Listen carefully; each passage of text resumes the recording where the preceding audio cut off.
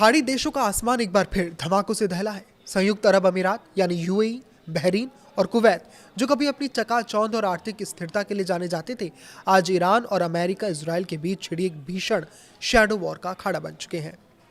ये कहानी केवल कुछ धमाकों की नहीं, बल्कि एक क्षेत्रीय महायुद्ध के आहट की है, जिसने पूरी दुनिया की ऊर्जा सप्लाई लाइन को खतरे में डाल दिया है। इस तनावपूर्ण अध्याय की शुरुआत अबू धाबी के आसमान से हुई।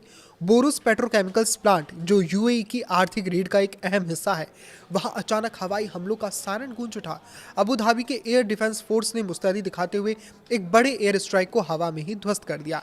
लेकिन युद्ध की नियति देखिए कि नाकाम किए गए हमले का मलबा भी तबाही का सबब बन गया। गिरते हुए मलबे ने प्लांट के कई हिस्सों को आग की लपटों में झोंक दिया।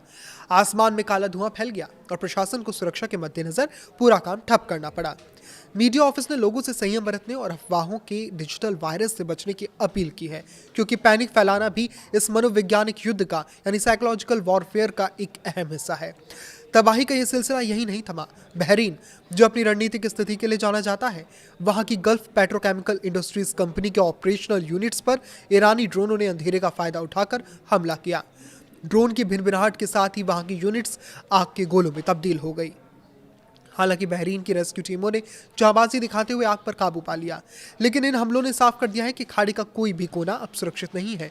ये हमले केवल इमारतों पे नहीं, बल्कि उन देशों के आत्मविश्वास पर ये थे जो खुद को अभेद्य समझते थे। लेकिन इससे भयावह मंजर कुवैत में देखने को मिला। कुवैत इस समय ईरान के गुस्से का मुख्य केंद्र बना हुआ है।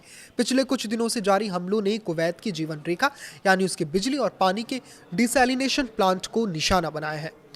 रेगिस्तानी मुल्क में पानी और बिजली पर हमला करने का मतलब है जनजीवन को घुटनों पर लाना। कुवैत पेट्रोलियम कॉरपोरेशन के शुवैख ऑयल सेक्टर में लगी आग की लपटें इतनी ऊंची थी कि उन्हें कई किलोमीटर दूर से देखा जा सकता था। पूरी रात कुवैत के लोग ड्रोन के धमाकों और आसमान में जलती रोशनी के बीच जागते रहे। इस पूरे फसाद की जड़ 28 फरवरी के उस दिन में छिपी है, जब अमेरिका और इजराइल ने मिलकर ईरान के खिलाफ एक बड़ा सैन्य अभियान छेड़ा था। ईरान, जो अब घायल शेर की तरह बर्ताव कर रहा है, सीधे अमेरिका से टकराने के बजाय उन खाड़ी देशों को निशाना बना रहा है जहां अमेरिकी सैन्य बेस मौजूद हैं। ईरान का संदेश साफ है, अगर उसकी धरती पर हमला होगा तो वो पूरे खाड़ी क्षेत्र को आग की भट्टी बना देगा। आज ये देश किसी की गलती का खामियाजा भुगत रहे हैं। पेट्रोकेमिकल प्लांट्स का रुकना, तेल रिफाइनरियों पर जलना और पानी के प्लांट का तबाह होना केवल स्थानीय समस्या नहीं, बल्कि ये ग्लोबल इकोनॉमी के लिए खतरे की घंटी है। दुनिया अब इस डर में जी रही है कि कहीं ये चिंगारी एक ऐसे विश्व युद्ध का रूप ना ले ले जिसकी तपिश से कोई भी बच ना पाए।